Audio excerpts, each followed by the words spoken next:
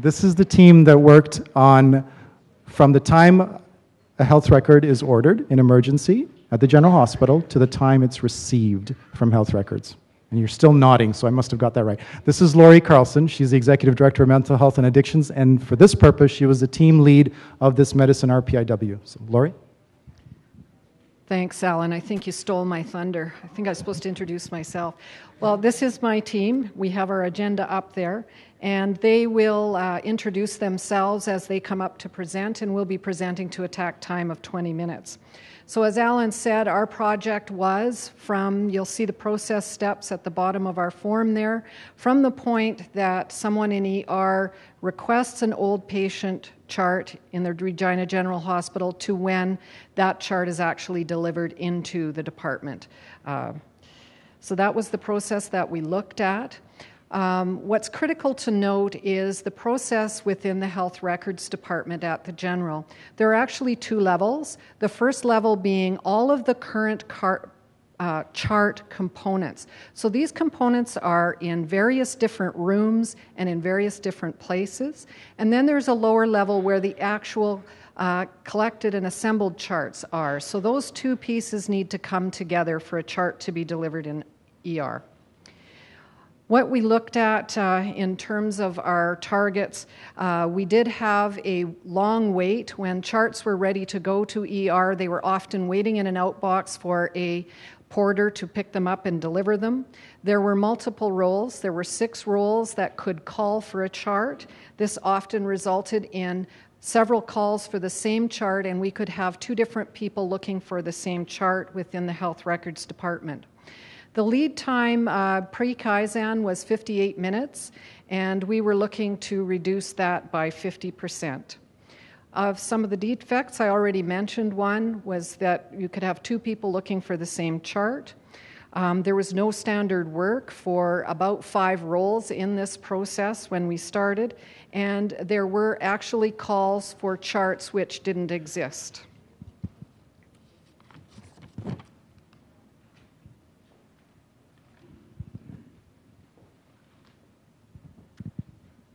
Good afternoon. My name is Deb Jordan, and I'm the sub-team lead for RPIW number 6.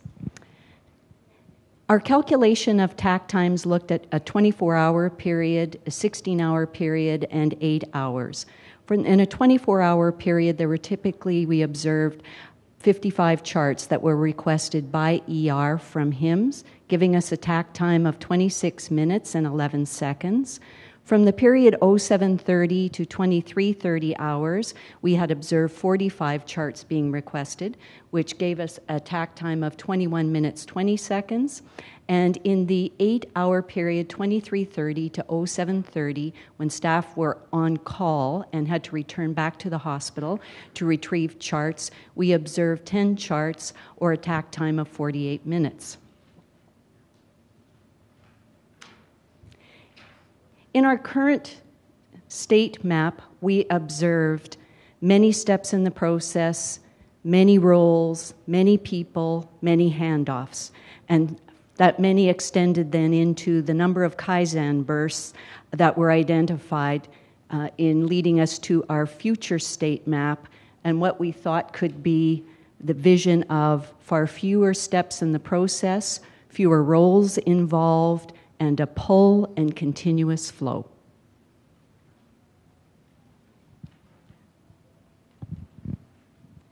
Hello, my name is Deanna. I'm a unit clerk at the Pasqua ER. I'll be speaking on the changes in process for the ER registration clerk and the unit clerk. The registration clerk previously had no involvement in the ordering of an old chart to the ER, and an idea evolved that at the time of registration, the clerk can surmise from innovation whether the patient has ever been seen at this facility, thus eliminating the calls for old charts that don't exist. Standard work was developed that this information will now be extracted during the registration process. As it is discovered that the patient does not in fact have an old chart, the registration clerk will make a notation on the addressograph.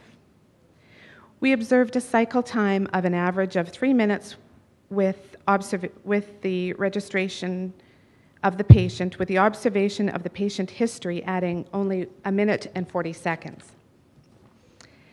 Post-Kaizen for the unit clerk, the standard work that has changed for her is that in the colored cell, there are colored cells now used in SCM to indicate the status of the old chart.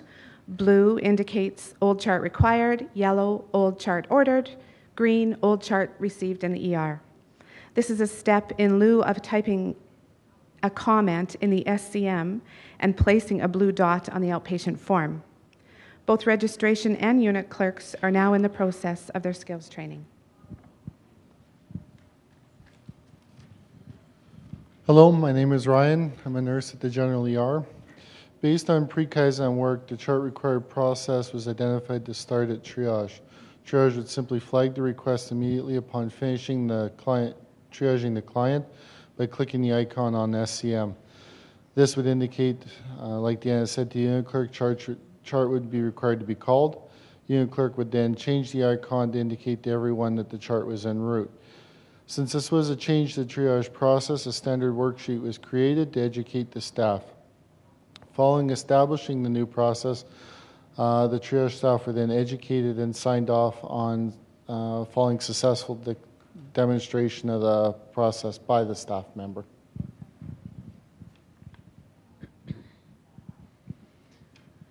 My name is Lisa, and I'm from Health Records at the General. This is a spaghetti diagram of the main floor Health Records office and all the places that they need to go to locate possible chart components. Time observation pre-Kaizen shows that it was taking about 20 minutes for the time it took to locate a chart until the time the porter had arrived. And these are just some pictures of the upstairs office showing the emerges and outpatient visits as well as the hallway where the patient charts waiting for assembly are stored.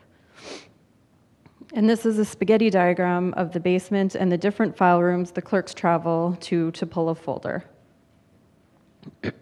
Time observation of the file clerk shows that it took about 4 minutes to get a chart upstairs. And it's also important to note that while the staff upstairs are locating chart components, the file clerk is also looking downstairs.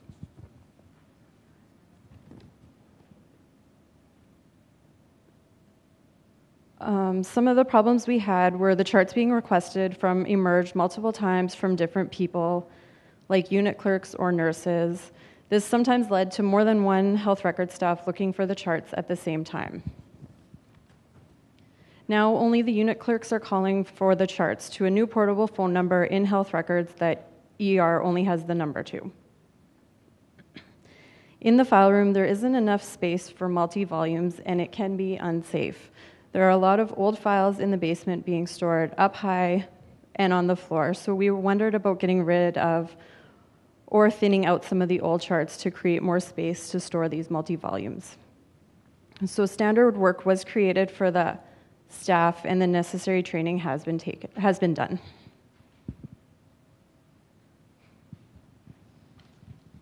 Hi, my name is Shauna. I work in health records at the Pasqua. I'm going to talk to you about the role the porter had in our RPIW. So the porter, this is a spaghetti diagram just showing where the porter would go to on emergency. They have to deliver the charts to the room box. And then that time is about 4 minutes it takes them to do that. And this is showing just that the porter is not just delivering, of course, charts from health records to emergency. They have a lot of other duties to do. So when health records would phone to tell the porter that the charts are ready, sometimes they wouldn't get down there for a while because they are doing patient portering, and it just leaves them not enough time to get to us. So that was where our big lag time was from when we would call the Emerge porter to them coming to get the chart, because they are pretty busy with patients. And so post-Kaizen, we eliminated the porter, and so the health record staff would be delivering the charts to the room box in emergency.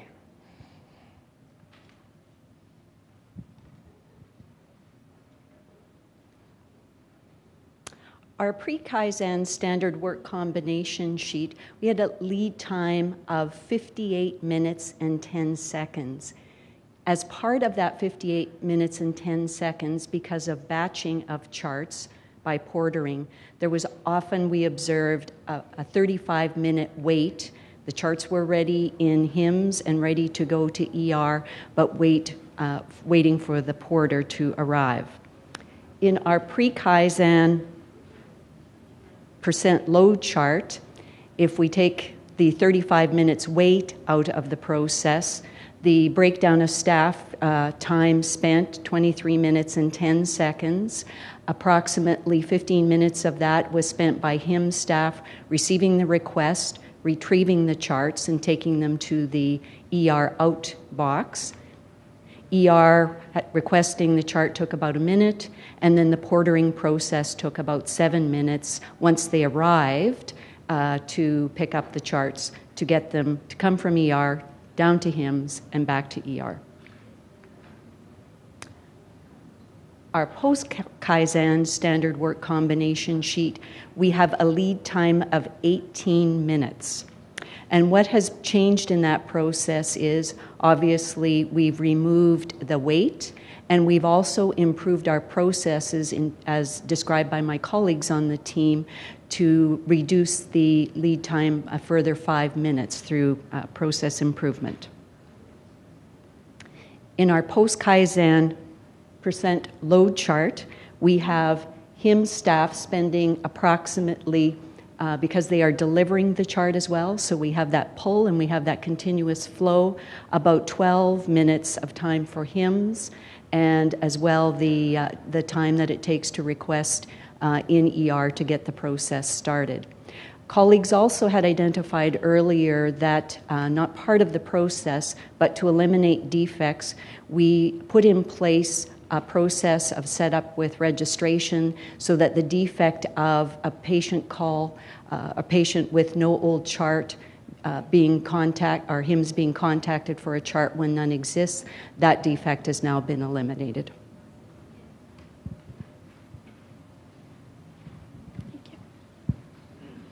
Hi, my name is Christine. I'm with Health Information at the General.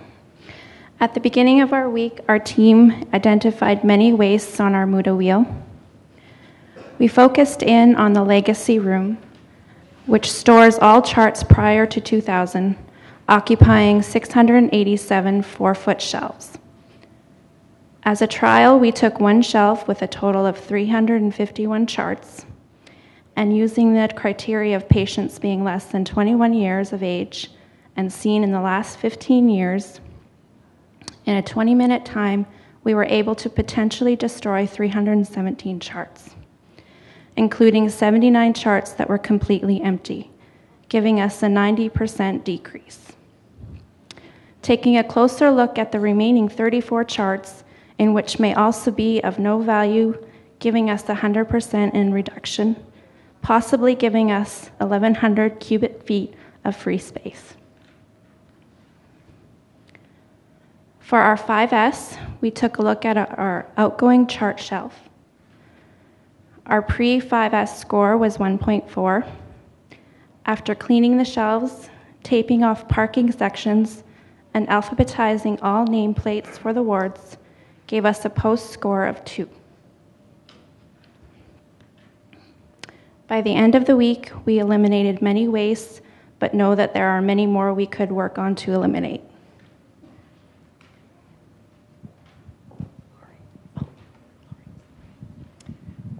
Okay. For our newspaper, the things that are left over to hand over to our process owner, there are a couple of electronic forms of information that we're recommending. One is the EKG readout, and the other is advanced care planning, to have them appear on Sunrise Clinical Manager, as that appears to be a lot of the reasons why charts are requested. We have eliminated the porter role out of this process, but we've taken the walk from the porter and moved it to the health information technician role, so that transition and change in work will need to be examined and transitioned. For the legacy room, which is those charts that Christine was just telling you about, we have to update our regional policy for retention of old patient charts and make a decision about either destroying or storing these charts off-site. The last thing on the newspaper is regarding the night staff. Right now they have a health records technician that's on call, and we would like to see that move to a night shift, so that will also need to be examined. In terms of our targets that we started out with, again, I will emphasize the space target that's right there. With the destruction or moving of those charts, we could save 11,000 cubic feet.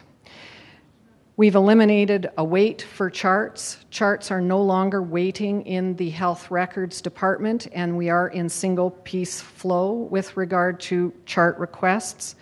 We have mistake proofed.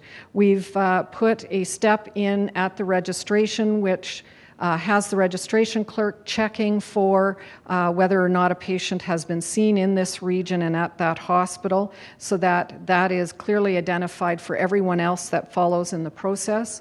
We have added an and-on to the SCM boards in emergency so that the staff know when a chart is requested, when a chart is in process, and when a chart has actually arrived.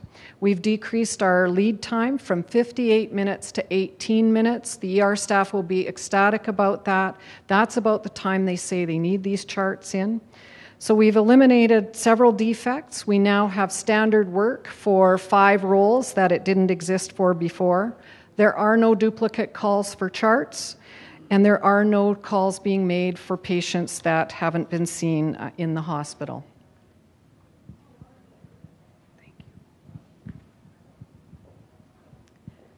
Hi, my name is Erica Fletcher, and I'm the family patient representative for this team. I have the pleasure of summarizing all the positive changes that we've made. In summary, in this workshop, we've resolved the problem of calling health records for an old chart that doesn't exist. We've created very clear visual signs on the SCM system to identify that an old chart exists, that it has been requested, and when it has arrived in the ER. We've created standard work processes for all staff involved. We've freed up the ER porter's time to strictly focus on patients, and now assigned the health record staff the task of delivering old charts to the ER. Training and updating of all staff has begun.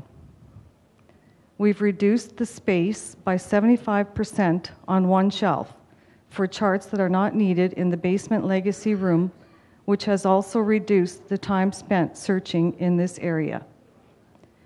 We have 5S'd the outgoing shelf in the health records that is being used for old charts requested by other wards in the hospital.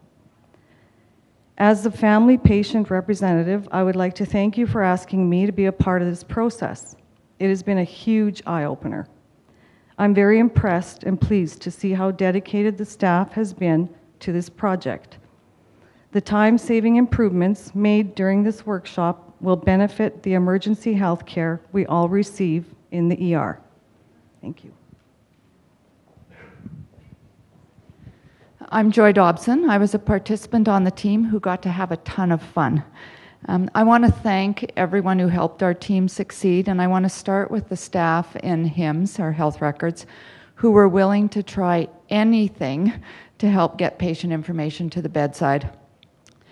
The emergency room staff were amazing. They had us changing their work and learning on the fly while they cared for patients. Patients and Erica also were very tolerant because we knew that they didn't doubt we were really trying hard to make things better. We had a Go team who never let us down, and the same goes for every manager and leader we called on, including Kathy, our JBA consultant. So thank you everyone for helping us have a blast and meeting our tack time on our presentation.